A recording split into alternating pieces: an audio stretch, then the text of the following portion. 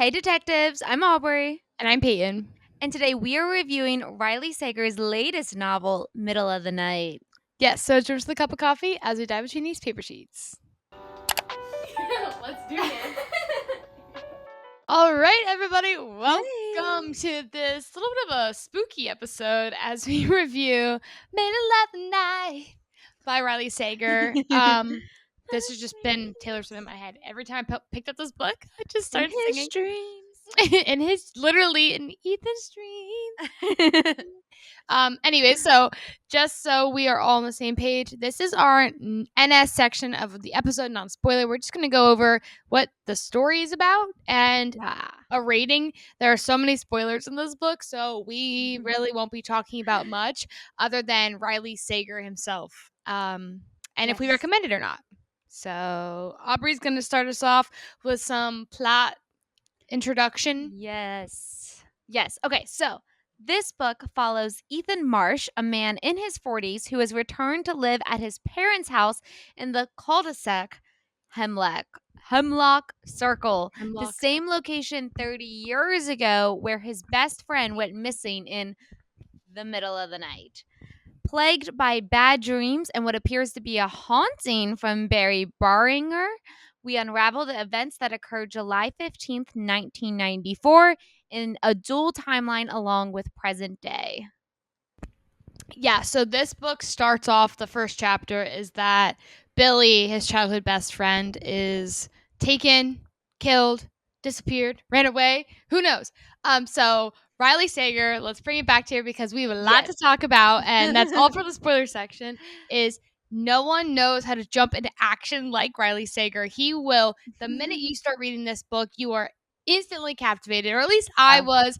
And I read one other book of his, and it's the same thing. Right away, you're like, what? I need to know what happens. He just has the way of just being like, no backstory. This is what's happening. This is it. Yes. No, I really enjoyed that. Paiton became a Riley Sager fan. She converted with just one book, the only one left. I think we have a vlog out there of her showing her madman's whiteboard of trying to piece together the mystery from that book.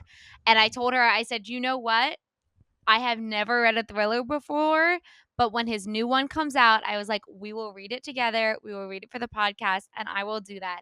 And I was rightfully spooked reading this book. I don't have a lot of other thrillers to compare it to. I think I read one mystery thriller as a child, but that doesn't equal adult stuff. So my introduction to this genre, I was very good. I really enjoyed this book. Oh, yeah. And for anyone who is a Riley Sager fan, compared to the only one left, I know my cousin Lane read House Across the Lake, which I think is more of this speed. The only one left, that's the book that came out last year. That book was sure, it's mystery spooky, but I wasn't scared. I was more so oh, what's gonna happen? This, sometimes you're like, okay, this is a thriller, paranormal maybe, question mark, and then mystery. And it's sometimes you're like, why am I reading this literally in the middle of the night? Do not read in the middle of the night if you're a little, I think baby like me. that would have creeped me out so bad. There wasn't any jump scare moments, but the whole time it felt like someone was watching you from behind.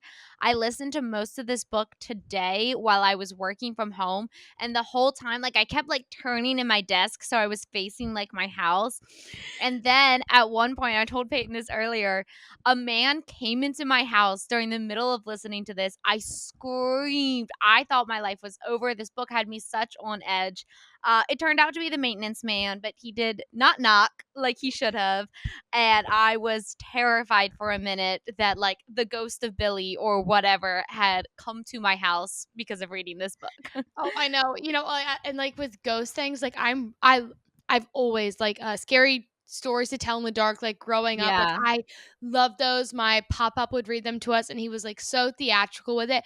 And I love the plot of horror movies, but you will not catch me watching horror movies. No, I can't. Because in my head, I'm I believe in manifestation. So I believe if you only read thrillers, thriller-esque things will happen to you in life. Hence why I only read books with dragons in them. So then a Yeah, dragon. because I want the dragons to happen to me in real life. I'm waiting Yes. for my portal fantasy moment. Yes. Yeah. Even a little magic, Yeah. realism, I'll take it. But Yes. but anyways, going back to, your Riley's really good at, keeping you on the edge of your seat. I think this has to do with the pacing of this book, and I can Yeah. also attest to the last book I read of his. I mean, I literally read this book in 2 days, but sometimes a fantasy Mhm. book this short or long, whatever you're Yeah. into, it'll take me like I'll be like, "Sorry, I'm not done. I'm not done." For some reason, there's something about his writing where the pacing and the chapters just blend like one into Yeah. another. Mhm. And even with the cast of characters and sometimes having to have a whole plot chart to keep you centered, um, he still somehow is able to make these characters jump off the page and give them their Mhm. own personality that they feel different. Because in any mystery story, you're like, wait, who are you? And not to say, Yeah. like, literally, there's a character in this story called Claudia, and I'm looking at her sheet, and literally right before we record, I'm like, wait, who the hell is Claudia? And I'm like, oh, God. Like, so not to say Yeah. like he's like, a mastermind or whatever, but I think he does it very well. He's good at what he No, does. I Um, agree. yeah. I really enjoyed the dual timeline in this, in which we kept getting glimpses and flashes of the day that the whole incident went down. And what I really liked about it is that we got it from everyone's POV. Yeah, we So, did. like, in the morning, his mom, he's like, "Oh, my mom was upset. She got fired." And, like, that's one of the first glimpses you get of, like, the morning before everything happened. And then later, you get a POV from her chapter. And so, I think that has to do with the pacing as well, because in a mystery, okay, we start off and, like, had we read this for book club in sections, and the first little bit is getting introduced to all the possible like suspects. So in this book, it's all of like the neighbors or potentially an unknown. And then you kind of want to go through the book and like figure out, well, who could have done it, who's exonerated, who looks suspicious but isn't, all of that kind of stuff. And I think for this, it's not that you felt like I wasn't getting tricked at all. I was never like, that person's it. Oh, no, they're not. But like seeing like, oh, something suspicious is happening, and then getting that character's POV, but that pushes you on to the next character that you think it Yeah, is. And so I it was love how very we much did like that. pulling the thread where you like sometimes we just read a mystery, The Lavender House, for book club's Pride Month. And for that one, I felt like we were just gathering a bunch of clues and we didn't figure anything out until the very And end. they just Where spit out the end, you're like, yeah. "Oh," like, And then you I were like, feel like I "Oh, yeah. yeah." But Riley writes so you're like an active participant in the yeah. story, and I love Mhm. the flashbacks because he'd always end, like, the present day stuff on a cliffhanger, Yeah. and then you jump right into the past, and so, you're like, "Oh, that woman did it," and then you'd get her POV chapter, and you're like, "Oh, no, of course she didn't, like, now we know. Okay, now I think he did it," and then you just keep I don't Yeah. know, it's more interactive and fun than just feeling like you're an outsider to the story. I think a good mystery really makes you feel like you are the main character and trying to Yeah. figure it out. Um, yeah, oh, I can't wait to go into more of that and my feelings and thoughts when I was reading that in the spoiler section. But the dual timeline, I usually don't love that. And I also Yeah. don't love multiple POVs, but this was such a cool way of doing it. Yes, it was a Loved great it. execution. Loved. Love, love, love. For the characters, because I know that this is a little bit spicy. Peyton, tell us about Ethan. Oh, that was like my thought a couple seconds ago was I like couldn't stand Ethan in this book, and I think he was really annoying, really weird. And then of course at the end like things are discovered and you're like, "Oh, maybe that is why." But dude, I am and have been hella sus of Ethan. Like Interesting. he's an interesting feller. Um That's so wild because I just got like nothing from him. Like no, I like thought he was like just the standard divorcee that we were just like viewing the world from. Like I never once there was suspected nothing. him. I never was like But this you know guy. what? The only Yeah. one left, that main character, like, go Yeah. off, girl, give us nothing. I really think Hmm. I'm gonna read House Across the Lake this summer.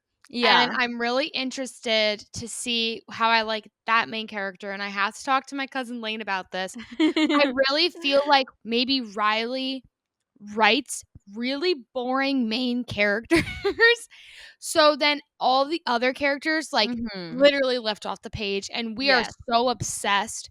And now if you think about that, if you really think about really, like, Agatha Christie novels, the Mhm. detectives always, like, we never really know too much about them, or, Yeah, like, well, and what you were saying earlier is we wanna be the detective, like, yeah, I wanna be self-insert. Ethan solving this mystery, and so if Right. he has so much going on that he becomes unrelatable, like, and that's how all main characters are, where at a certain point you need to be able the reader to insert themselves I mean, in. and don't get me wrong, like, in The Only One Left, the main character, that wasn't her mystery she was figuring out. She just happened to be placed in a place at the right Mm. time in which she was discovering it. Whereas this is Ethan's story. Like, Yeah. there is some root trauma. I mean, he was literally there when it happened. So I'm Mhm. not I'm not saying that Ethan is a totally like forgettable character. I just personally I it wasn't for me. He Yeah. wasn't for me. Mhm. Sometimes he did stuff and I'm like, "That's so weird." And there's actually an author's note in the back of at least my edition Yeah. where Riley talks about how he pulled inspiration for the whole cul-de-sac, and Riley, Sager lives near Princeton, and he lives in a cul-de-sac, and Oh. the whole lights going off on the driveway, like, that Yeah. actually happened when he was up so he's like, I pulled a lot of inspiration from just, like, Mhm. a weird night I had, but he's like, "But I am not Ethan."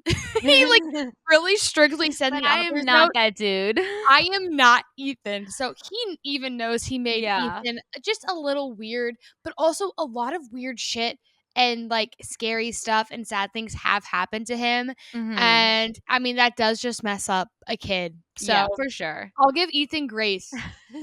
But no, he wasn't, like, my favorite character. Yeah.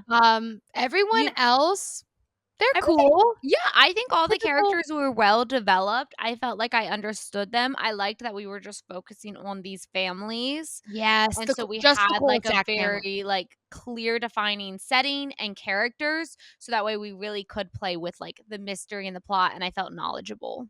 No, like, we knew nothing about the town except that core group of people, Yeah. and then, this, like, rich Hawthorne Institute gets brought into it, Mhm. which is this, like, affluent family research center, Yeah. which is in the woods, like, behind the cul-de-sac. So, like, that's also but literally nothing else matters in that whole story, and I never once Yeah. thought, like, "Hey, can we have some more?" No. No, no, it was perfect. But Yeah, you it was know what, perfect. though? Kind of on the regards of characters, you kind of pranked me with this book because you Ooh. talked about how much you loved Riley Sager Oh, I love and yes. the work and the mysteries, and I was so excited going in, and I guess my own biases of what I thought Peyton was like as a reader, I did not realize that Riley was a man. Oh. I You like know, I do hate reading men. yes, and so I got the book and It's Riley's a unisex name, it is. and No, the main it's a boy. character's a man, and I was like, "Eh," and then I, like, looked at the back and I'm like, So "Oh, not me. So not so me. so not you." No, guys, I really like and this sorry, I spilled my lemonade a little bit. So we're all good though. I got it. You spill Um, drinks so often. I spill drinks every week. You guys just don't know. Um, so yeah, so I think this just has to prove a lot to Riley Sager's writing. Yeah, I'm like, yeah. it's so funny because I'm not a mystery girl, I'm not a thriller girl, and Riley Mhm. Sager is not my favorite author, but I will die on this hill that like the way this man writes, I don't know, I No. feel like we're like related in a past life or something because I do I am not gonna go on a feminist stand here, but I do not like reading men's work. Like I tried to get into oh what the hell is it called? Red Rising by Pierce Oh, yeah. Pierce Brown. almost said Brazen, like Mamma Mia. But yeah, and I just like can't get into it. I'll try again, guys, for everyone. I know everyone listening. I'll try again. I just don't didn't like it. But the fact that I was able to read a male author's book, love it so much that I read everything he Mhm. comes out with, and then his main character being a man. Now in the last book, his main character was a woman, so maybe that gave me like an easy Yeah. introduction to it. But no, guys, yeah, Riley is a man. I really think he's really nerdy Man. too. And I Yeah, and I didn't feel offended at all with how he was portraying girls, especially, like, No. teenage girls. I was like, Yeah. "No, like, this is still a developed character." And I know we're in 2024, so I'm sure, most male authors are, but I just feel like a lot of girls, especially our age, got pranked so hard. No, prank's too light of a word.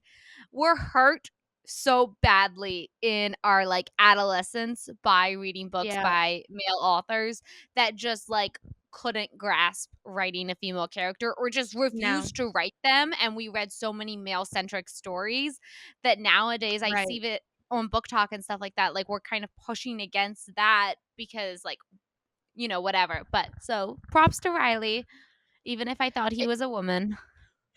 nope, not a Nope, woman. No, not a I woman. think I really just think he's the best.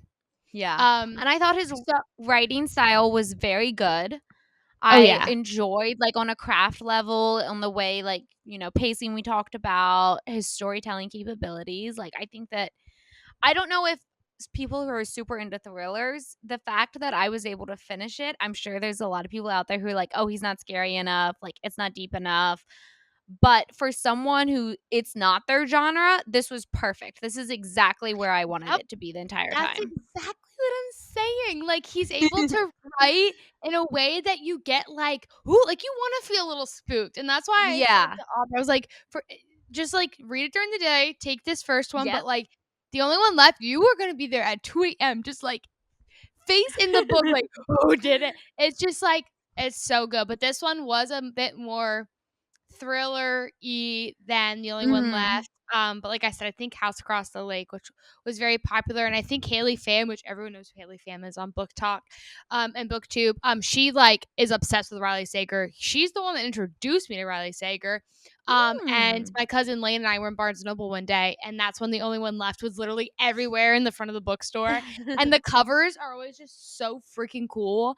Yeah. I just need to collect them all. So, anyways, yes. So Aubrey, your first like Riley Sager book, but Mhm. also thriller, mystery. How do you feel about this book in this genre? I feel good. I'm very well I don't know what to give for my star rating. I As you guys know, we love to rate books based off their genre.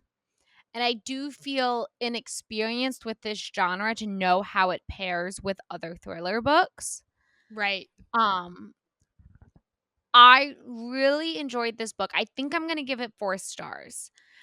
To me, I was like attached to it. I enjoyed it. I sped read it because I had put it off to the side for a little too long and we needed to do this podcast. I don't know if I would have read it quite as quickly if I didn't have that timeline, but I That's was not true. exhausted by that time. Like Okay. sometimes if you're reading a book because you have to get it done for You something, don't you're like, enjoy it as I don't much. like I just want to put this fucking book down. I did not feel that at all. I was very excited. I thought the pacing was really well done. I don't think it wowed me quite enough for the 5 stars, and I'm just unsure if that's this mystery, this book, or just the genre in general. Yeah, But, it's a 100%. solid 5 stars. I mean 4 stars. I totally recommend this to people. Oh yeah. I rated this 4.5 because I did like The Only Mhm. One Left better. Yeah. So if you tend to align with my book reviews, maybe start there and then Mhm. come back and listen to this podcast where we read this one. Yeah. It felt different, but it still felt at home because his writing is um familiar. So Yeah. 4.5. Definitely nothing less. This No, is a for great book. sure. Highly recommend. Highly, highly recommend. Yes, Yes. yes, yes. So with It was that a being sleigh. said, we are going to jump into the spoiler section, where we'll be able to Yeah. just talk freely about everything that happens in this book because a lot happens. It's like a Yes. revolving door of just change. So we are entering that now. Come back when you've read the book so you can discuss with us. Um, Yes. so listen, when that fucking baseball ran into when he found it in his backyard, not once, not twice, Yeah. but 3 times, and the 3rd time it was so fucking chewed up, and it was, like, the baseball. Oh my gosh, that's when I got scared. That was the moment I was Mhm. like, "Alright, this is a scary book. This is not a Yeah. mystery, this is a Could scary book." could feel, like, the chills on, like, the back of my neck. And the Seeing, chapter like ended, like, yeah. Yeah, no, I think his endings were so good. At first, like, with the garage light, I was like, "Okay, this is eerie, like, something's scary. happening." But, like, the sight of the baseball, and then I know it's such a, like, stereotypical, like, horror thing, but the idea of taking, like, a children saying, like, "Oh, do you wanna play?" And making it, like, ghostly, like, "He's out to play," like, "Billy has left this ball and he's ready to play." It's Oh, like, yeah, "Oh, Ethan no, I don't like that." so I this is also, like, I couldn't really say it in the non-spoiler section, but this is also, like, a couple things that icked me about Ethan. He's like, "Oh, the ghost is out to play. The Billy wants me. He's out there in the forest. He wants to play." And then to add on, anytime something weird happened, like his stupid camera would go off or the lights would go on or Yeah. the baseball, he would run out. Like, Oh, run out of the house and be like, "Where are you?" Or like, he like, bitch, I would be in my house under the covers, shaking, being like, "We good, Billy. Like, you can do you. I can do me." Like, yeah. why would he So run out? clearly a man. So Why would clearly a he man. run out? It's Never like never a day in my life would I chase after that. no. I d It's like that Geico commercial that's like, it's like that haunted they're, like, spoofing on a haunted movie, and it's like, "W let's go through the barn with all the chainsaws," and the girl's like, "But there's a running car." It's like, no, like, it's a horror movie, we need to go through the house Yeah. with all the chainsaws and the serial killers because that's the only Mhm. way through. It's like, "Oh my gosh." I do think he made a lot of, like, good decisions of, like, seeing the ball and, like, instantly being like, "Oh, let me go see if this was some kid's ball. Like, this freaked me out. Let me investigate." And he didn't, like, really, like, just sit on something. He never was like, "Oh, I'm not gonna tell the cops just That's in case." true. Like, He always did. but he was a man through and through. He was not thinking like, I think he just even when he thought, later, when he thought people were the killer, he went straight up to their door and attacked them.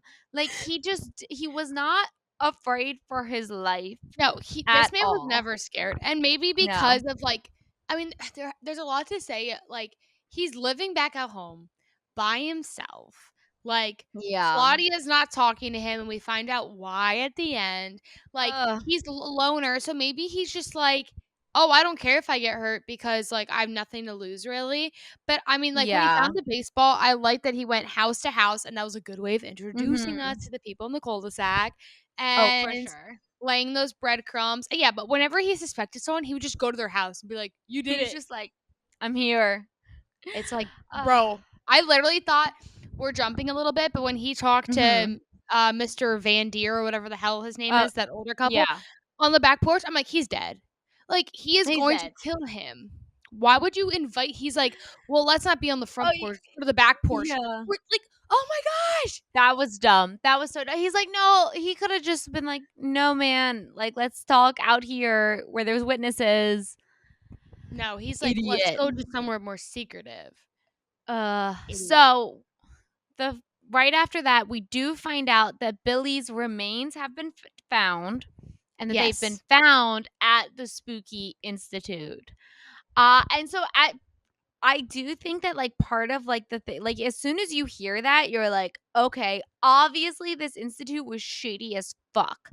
Like, when Yeah. they revealed later that the mom was working there and she saw this, like, ritual occur, I was like, "Yeah, no fucking duh." When we found out it was just like a chicken heart or a pig or whatever, I'm like, "No, it's not. Yeah. He's lying. He's lying." He's And no lying. offense, like the Hawthorne Institute really was weird, and Yeah. creepy and scary, like discovering everything, but like in the end, nothing really came of it. And second, I'm like, No. y'all were actually weak. Like I really don't feel like nothing like actually like he never really found Yeah. anything Well, really I against feel like them. it was like a red herring, and so part of what I wanna get into is when we found that out, that's when I'm like, okay, if Billy is dead, this is a ghost story. Like I have fully, and maybe it's the fantasy reader in me, but because I don't know if you were supposed to jump to that quite yet, but like Billy was into ghosts. This Hawthorne Yeah. Institute is into the supernatural. I'm like, Billy is a ghost. Did you think, did you suspect at some point that it was Billy like potentially holding a grudge against him, especially after we found out what happened that day? I seriously like the whole time I was like, okay, this I do not think Billy's ghost. I never had that thought that Billy's ghost was actually haunting Ethan. I more so thought that um Billy's remains actually weren't his remains, Mm. or whoever was involved is just really screwing with Ethan, Yeah. or Ethan is like has like this like I don't know, like sleepwalks or like Yeah. does something crazy where like he's actually the one Mhm. doing Oh, well, all of and this.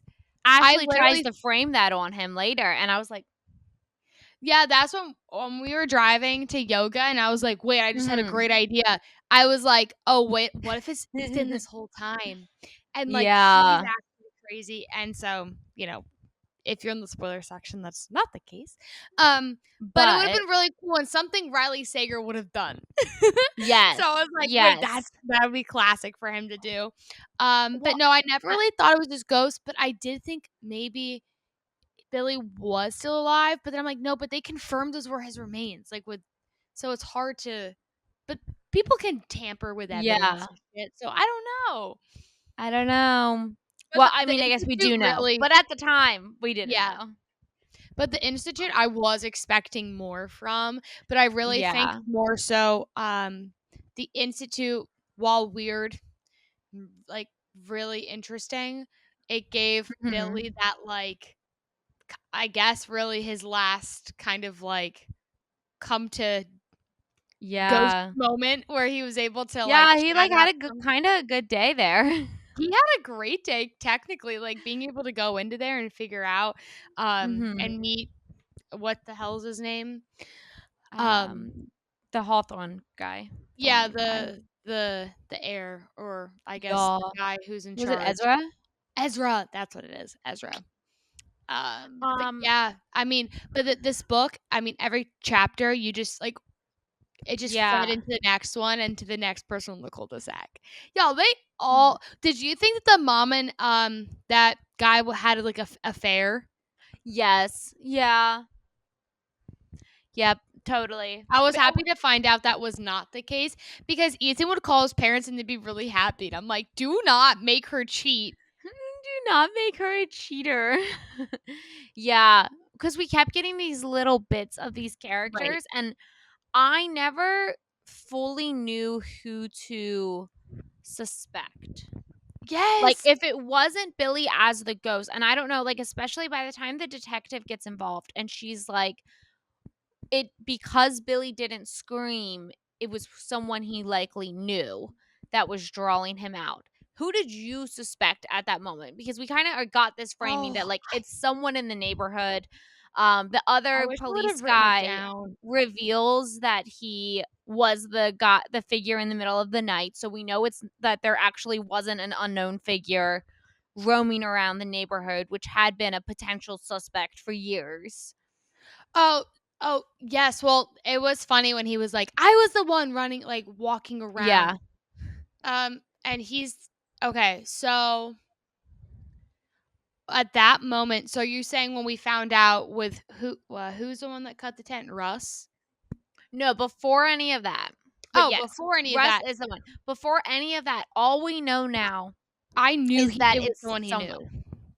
I knew because when the detective did come in, and even Mhm. before she did, I'm like, "Come on!" Like it had to be Yeah. someone he knew that Mhm. dragged him out. I thought it was for a long time.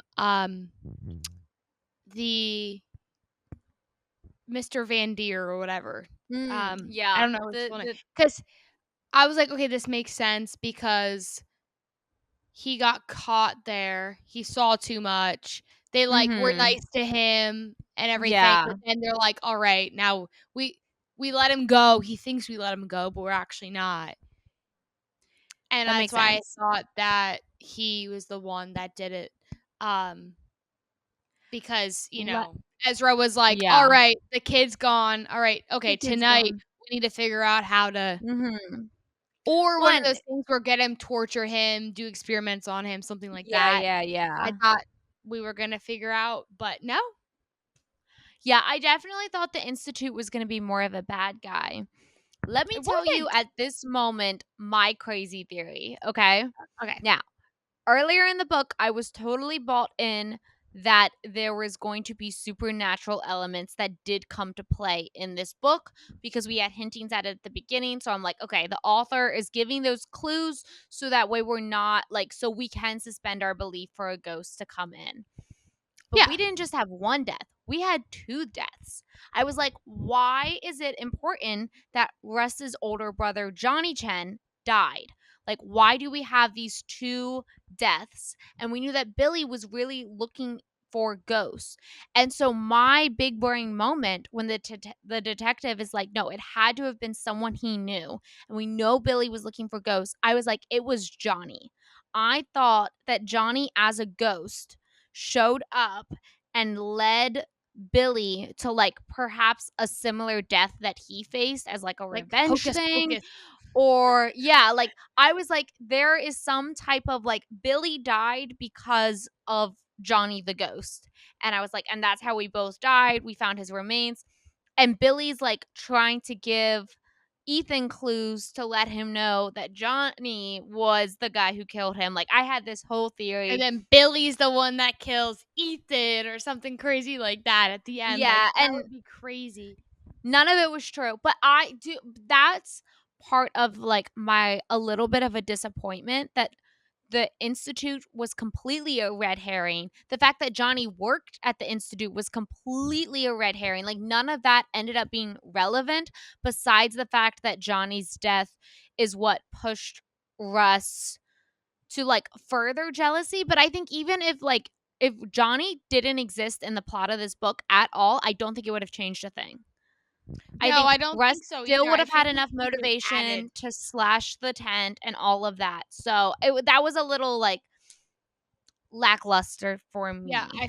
I feel like Johnny gave Russ motive, but Mhm. then Um, I think that it also showed the downside of the Hawthorne Institute, which is more of a red herring.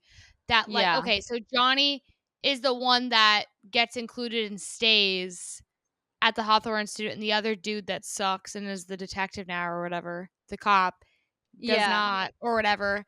Um, Mhm. and then he stays and then dies of a drug overdose. I'm like, okay, Yeah. he did not overdose. They killed him Mhm. But and we know whatever. nothing. But no, it literally came to be nothing except just like Yeah. this trauma that kind of like carried on the story um more. But yeah, I could totally see that. And for a while my timelines were messed up, hence why you need a plot time. Like I did not do this book and I could have used it. Is I was like, oh my gosh, Johnny lured Billy to the Hawthorne Institute because he had to, because he fucked Mm. up in the head because he's all drugged out and he's addicted to drugs. And Yeah. they like did some weird like connect with the gods because the gods, oh my gosh, like with ghosts. Because like usually if you're like willing, and once again, why I don't watch horror movies, if you're accepting of like other things into your life. So Yeah. Billy's already this very trusting, accepting, young, Mhm. fresh boy. Like he is easy to take advantage of. So, anyways, literally none of That that could have been happened. Slay too. But I thought it was interesting that the tent incident involved like technically two people. Like Yeah. the like the in the book at every fucking chapter starts with that. Um Uh-huh. it literally had nothing to do with like the end Nope. of Billy No, but dying basically. I feel like I've come to expect that out of mysteries that like two things happened and the first one that gets revealed so for this would be like the cutting of the tent, is always like someone who's just a little fucked up did it, but like they're not the Yeah. killer. Then a No, second they wouldn't. thing Yeah. happened, and like the whole time we think it's one person who slashed and kidnapped, whereas, in this case, someone slashed and someone else did the killing type thing. Yeah. Um, let's get into the reveal of Claudia's death, because that was the moment that I audibly gasped, because at this point Ethan, he's like, oh, someone wrote all of these letters out, like took all of his notebooks and was writing like Akuna Matata, dude, on Ethan's out of his goddamn mind confessing this all to Ashley, which I was like, that's brave. Like, I think I'd keep that insecurity to myself. um and she's like, what if, like, you're like, what if it's you? We all know like Claudia's dead. And I was like, oh my God, Ethan's the killer the whole time. No, that's why I was like, "Oh, Ethan this killed his dude is wife. Yeah, like, no, like crazy." that was such a good theory and such a good like reveal, It even would if have she been was innocent. fucking awesome Yeah. to, like, or you know how he, like, writes in his sleep and shit, to, like, be Mm-hmm. able to be like, go back and, like, read through with, like, a more, like, saint, like, Ashley, like, reads it and is like, Yeah. "Dude, you literally confessed to it for the past 20 years, but, like, you're so fucking demented that you didn't see what was happening in front of you, and, like, you're mentally, like, ill, bro." Like, Yeah. something like that, but That would have no. been dark. But what dude, when the Hakuna Matata dude was on the journal, that was, I was like, "Oh my god, they're in the room with him." And he's like, he gets up and he's like, "I need to find them." It's like, "No, literally hide underneath the covers." Yeah. You crazy bitch. But yeah, Claudia's death reveal, I was like, "She's dead." Oh my She's god. I thought she was just ignored. I really did not see that coming. That I no, did not not see at that coming. all. And like, oh, that just, it made it feel so sinister for a moment, and I think that also kind of plays up this idea of, like, pulling a thread type plot instead of just collecting all the information, because Right. at that point, you're immediate like, "It's Ethan. He was the killer. It's him," and, like, you can feel confident about that, but when you realize that it's not him, then you get directly led to the next clue, and, like, I really enjoyed all of that. Also, Yeah. I just realized that that meant that the guy who actually wrote Akuna Matata, dude, was fully in his bedroom.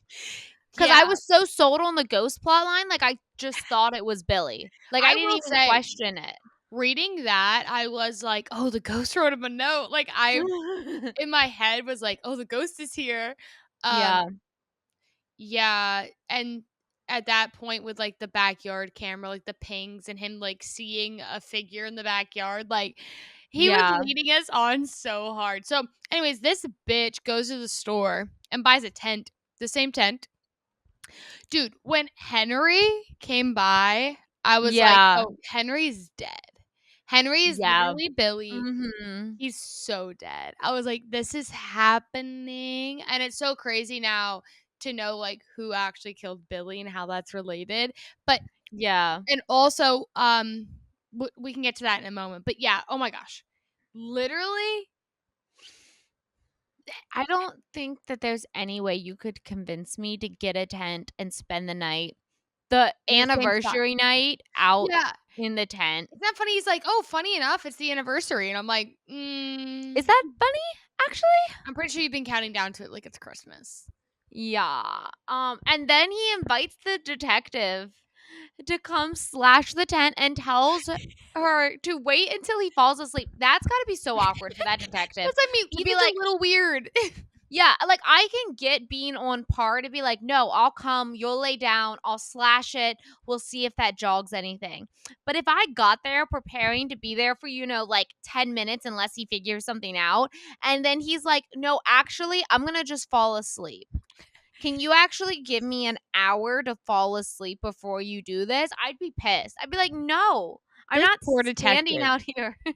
This poor detective, like, she's just trying to do her due Yeah. diligence, and obviously is trying to be very kind with Ethan, but she's Mm-hmm. also kind of like, "You want me to do what?" Like, what a What? tough day on the job. Like, What? she comes up, she's like, "Honey, what'd you do today?" And she has to be like, "Well, listen to this." funny enough, and then she also offers him drugs in her purse. Oh, yeah, she's, like, doing this Ambien, and he's just She's like like, "Do you want a little like, something?" "This detective needs to be fired," even though she really helped him a lot. She's Yeah, like, it was "It has to be someone in this cul-de-sac." yeah. One, it was her passion project because she's only 2 years older than him. She was like, "Yeah, I was 12 when it happened, and I was, like, more interested this than O.J. Simpson." And I was like, Mhm. that's like, the fact that they kept bringing up the O.J. Simpson trials was You know so funny to me. and you know how, like, every, like, young girl is obsessed with Ted Bundy, and, like, people are like, "Who do you wanna have lunch with?" Mhm. Like, Jeffrey Dahmer, or, like and it's like, literally, I feel like her meeting Ethan was like meeting, like, her Yeah. idol. Yeah. Like, she literally made a career choice off of He's this. like, "Do you want coffee?" She's like, "Yes."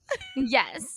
"Do you want me to watch you sleep?" "Of course." "In the tent?" Like, this is real life. Like, I you know. Oh my god, it was a little weird. Uh, But with so that being said, if we're getting to the nitty-gritty of this all, yes, so the final, like, chapters I should have thought reveal. about this because when they remember when they all went on, like, to relive that hike again, they all went to Mhm. the Hawthorne Institute. Remember when they got to that road and Ashley was like, "Guys," like, didn't she, like, pause and was like, "Everyone stop." Yeah, when she pulled Billy back.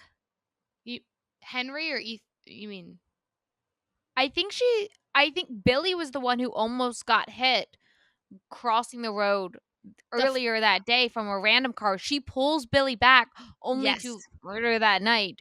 yes. And Yeah, that when was good oh, no, foreshadowing. that you're right, that is it. For some reason, I was thinking that their walk they did the walk again, all of them, but that's not true. He did that by himself later. Yeah. But, yeah, when Mhm. the, like, flashback scene, yeah, isn't that funny how Ashley literally pulls Billy and she's like, "Dude, you Yep. almost got hit by a car," and then later that night, she hits Billy, Hits him. kills him, and Oh she my really wants to go gosh. to Woodstock. I'm She's like, sorry, can we please shut up about Woodstock? Okay, but she really wants to go to Woodstock, and we never found out if she actually goes. I I'm gonna say she did. I'm gonna say it had to be worth it. Something had to be worth it. So Um, she throws him over the falls. yeah. And Russ is the one who cuts the tent, which I was like, if it was a 10-year-old, like I know tents aren't that tall, but don't you think like you would have been able to tell that it happened by such a like shorter stature guy? Like, they go off about how small Yeah, this kid was. How did he cut this slash that we thought was, like, a yeah, random man in the yeah, night? and the mom is like, "I just the things you do for your kids." Yes. Well, so even then, when Russ is revealed to have cut the thing, and the mom's like, I hid the knife. I knew that, like, Russ is my good boy because Johnny was always the bad boy. I'm like, Johnny is a ghost. He is the villain of this. I felt so, like, valified in that moment of my theory for it to all come crushing down. I knew Henry was going to go missing. The Oh, second I we knew. met Henry, I was I'm like, like, "This." oh, now we have another 10-year-old little boy Mhm. that I was like, "You might not survive the plot, man." Like, it's like No. chapter 2, and I'm like, "I don't think you're gonna live." No, and Henry's literally the coolest kid ever, and you Yeah. knew, like, okay, he's definitely getting taken at some Mhm. point, or, like, this is going to climax to a certain thing, and I Yeah. the whole book and Ashley's dad's like, "I saw that Behringer boy in the backyard," and she's like, "You're Mhm. crazy, dad. No, you didn't." And it turns out it was Billy's older brother this whole time, or younger brother, Yeah. Andy, right? Yes, Younger Andy. I brother. think it's his younger brother. How did Yep. you feel about Andy being the one who was creating this false haunting of Ethan to try to trigger the memory and, like, and he's just trying to get justice for his brother's Yeah, it murder? wasn't anything, malevolent like, it wasn't anything, oh my god, malevolent I can't say the word today. Evil, But let's go with evil. malevolent. Malevolent. But it's like it's, It's a B, benevolent a is the bene nice, yeah, malevolent like is the bad. Maleficent. Yes. But anyways, anything evil, he literally was just like, I just want to know the fucking truth. Yeah. Well, it was a little psycho. Dude, he's a If little weird. He's a if little someone weird. no, because Andy broke into Ethan's room and wrote Akuna Matata dude on his notebook. He's like, I heard what you and my brother Yeah. were talking That's, about. like, And like, I don't know. really I don't rough. know. Listen, did I want this to be one psychotic trip and Ethan did it? Yes. That would have been great. But I think that like also justice for Ethan and the whole community was involved and everyone Yeah. was basically like, Ethan, you need to get over it. You need to get over it. You need to get over it. No, they wanted Ethan to get over it because they were all fucking guilty of something. Yes! So I don't know. Literally, I'm like indifferent. Like I'm okay with the way it happened. I'd be okay with Mhm. it being like something even crazier where it was more like psychological thrillery. Yeah. I feel But like almost the ending was, like, unsatisfying, but, like, the story felt was so more good. realistic, where Yeah. I think Ethan spells it out, and he was like, "There wasn't a big villain. It was just a bunch of people who made understandable but bad mistakes." Like, Russ, Andy, and Ashley are 3, like, main villains, people who did the bad things. But they're not bad people. They're not bad people, and that's what, like, makes it almost more uncomfortable. Like, the fact that Ashley killed Billy, and now, like, poor Henry had to, like, be hit with the realization that his mom's a murderer and has to, like, and, like, it's just, like, it's so And he's awkward. 18, so he'll be getting out of prison and like Ugh. no, it's yeah, that's why I was saying I think I like the only one left a little bit more because the ending of Mhm. that book is like N that doesn't happen. I can tell you right now. Yeah. Like, it felt more magical realism, even though there's not really magic in that book. It felt more like, "Whoa, this is crazy." This story and why I think it was more spooky is because this shit could happen. Like, Yeah. this was like a very real feeling story. Hence why I was like, "Don't read it at night because, like, you'll have a 10-year-old Mhm. one day and you'll want them to camp in their backyard, but then, yeah, kids are Yeah. curious creatures and kids they don't use their freaking heads and like Billy's intentions were just I'm gonna go back to that place that made me feel happy. I'm gonna go try to find the ghost and like explore. Like he just wanted to be an explorer and Yeah. like that killed him because a drunk driver killed him, not a Mm, ghost or like something crazy that doesn't happen. That's why yeah. it was Well, creepy. and it felt so close to home. I don't know about you, but I was picturing my childhood backyard. Like, I Yeah. tented in my childhood backyard, and in my backyard, there was, like, we had a fence, but there was a back entrance to the fence that did lead to, like, woods, and you had to cross a road, and there was also, like, a church and a graveyard, but I was like, I could totally see this unfortunately, like, happening, especially, like, my younger brother had 2 close friends, boys around his age in the neighborhood. I was like, "This is so eerily close to home." Yeah, that's what we were like, "Ghost, bring the ghost in there, bring the ghost in there." Yeah, Like, a bring the psychotic break, like, we need something, like, a drunk driving, like, come on. No, but well, and it felt I more real. do think that that final waterfall scene, like, saved it a little bit for me because Yes. we did get a little bit of a ghost action. After, like, all of this, and you're like, again and again and again, I'm like, "Fuck, it's not the ghost, it's not the ghost, it's not the ghost." Billy guiding and, like, being, like, a helping angel in that moment and guiding the 2, Henry and Ethan, to find one another, perfect. Yes. No notes. Yes, and I will say that is a Sager ending for sure because in his last book, something similar happens where you're like, Mhm. "Alright, this is very, like, this isn't like okay, like drunk driving, right? That's Yeah, very yeah. real thing that happens every day in this world. But like that was like crazy, and they're like, you imagine this big waterfall, and he of Mhm. course accidentally falls down. Like we knew they were going down, like Oh, we for knew. sure. You don't stand on the edge of a waterfall and not fall in. Yeah, in a book or a movie. So, so yeah, Ethan and Henry go crashing down, and Billy saves them, and Mm. then oh, and then I love how it's so cute because Ethan hated kids, didn't want kids, and, like, obviously Yeah. that's rooted in the fact that his best friend got taken out of a tent and killed Mhm. when he was 10. Yeah. But, he gets to have Henry, who's so much like Yeah. Billy, and he calls him dad, and, like, it sucks That because was I so really liked cute. Ashley's character, like, I related to her a lot. Like, I used to babysit all the time, and, like, the way she Yeah. babysat and she, like, would comfort Ethan's mom when she lost her job, like, I went through Mhm. all of that, and Yeah. I love it. But, yeah, that ending's crazy, every these characters are crazy.